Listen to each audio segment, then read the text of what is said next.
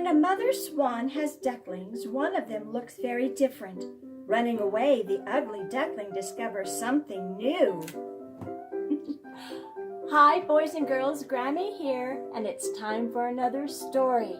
And today's story is out of a big book called Read to Me, Grandma, and the story is The Ugly Duckling. So let's get started with the story. Let me set you up here now. Give me just a moment. Okay, let's see if this has got it. I want to make sure you get the entire picture in here. Okay, here we go. The Ugly Duckling. High upon her unhatched egg, the mother duck sat for yet another night. Her duckling was taking its time. The sixth egg was larger than the others. It was a different color, too. Oh, boys and girls, look at all of these ducklings. They're brown. Look at that. And this little duckling, he's really big, and he's gray, isn't he? How many ducklings are there? Let's count them. 1, 2, 3, 4, 5, and this little duckling makes 6. Yes. The mother duck spoke to her last egg. Come now, little one, all of your brothers and sisters are waiting for you. With those words, a crack began to grow in the shell of the sixth egg. Then the egg rocked gently.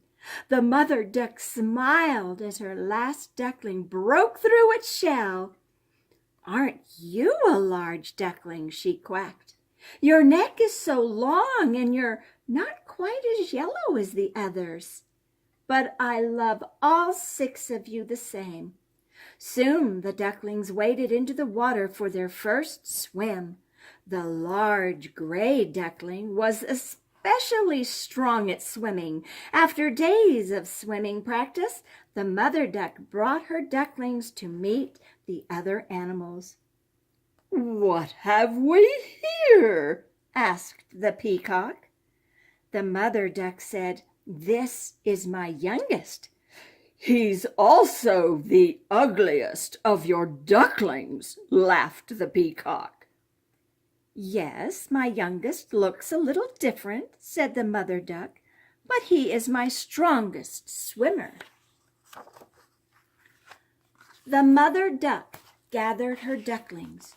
Pay no mind to the peacock, she told them. Remember, I love all of you the same.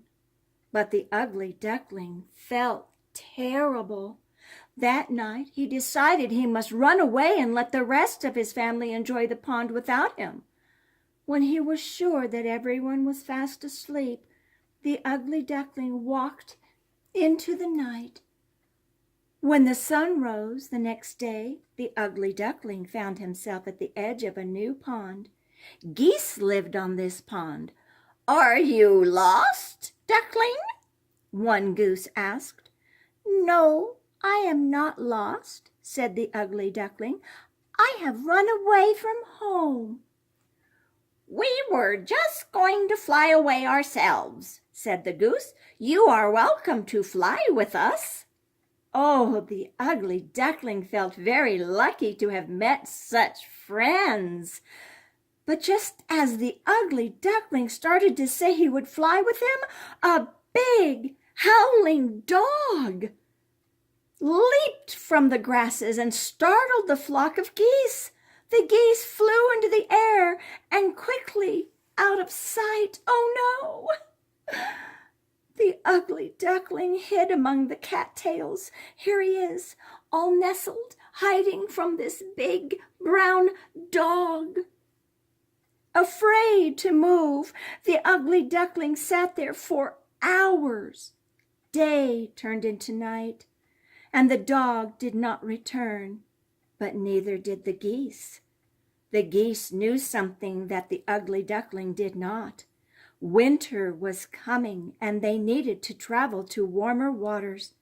This would be the ducklings' first winter.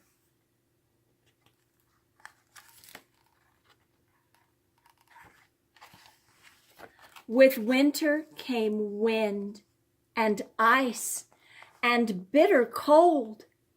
The ugly duckling was also very lonely.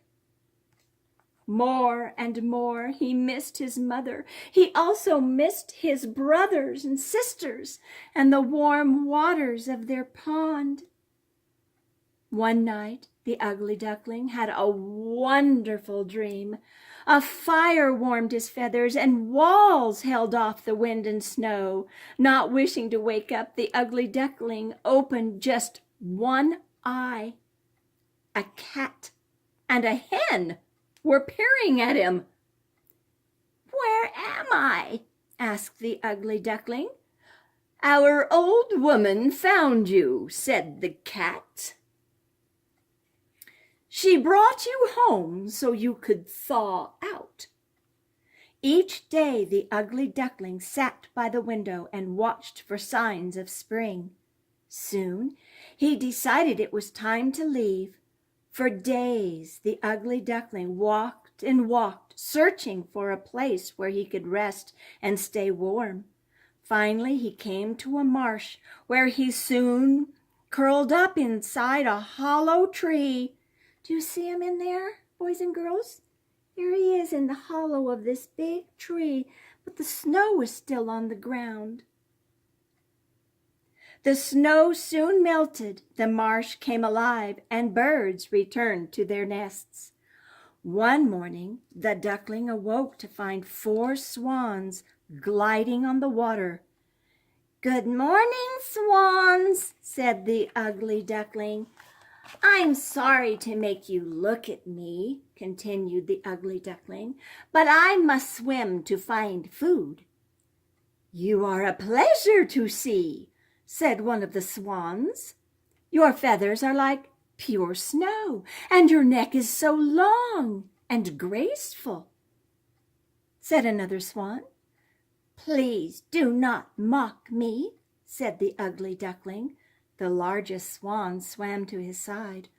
"Open your eyes, friend," said the swan. "We do not mock you." The ugly duckling glanced at his reflection in the water.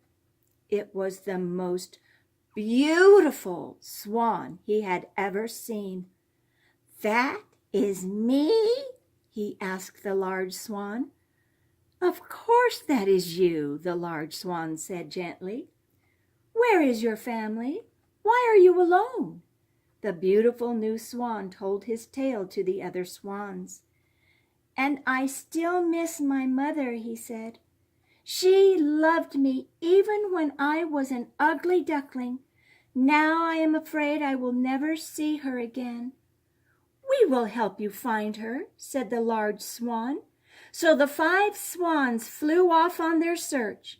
Soon they reached that special pond where a mother once sat patiently waiting for her eggs to hatch. "Mother, I'm back home," said the beautiful swan who was once an ugly duckling. And his mother still loved him just the same, whether he was an ugly duckling or a beautiful swan. The end. Wasn't that a lovely story, boys and girls? I hope you enjoyed it. So until we see each other again, this is Grammie saying ta-ta for now.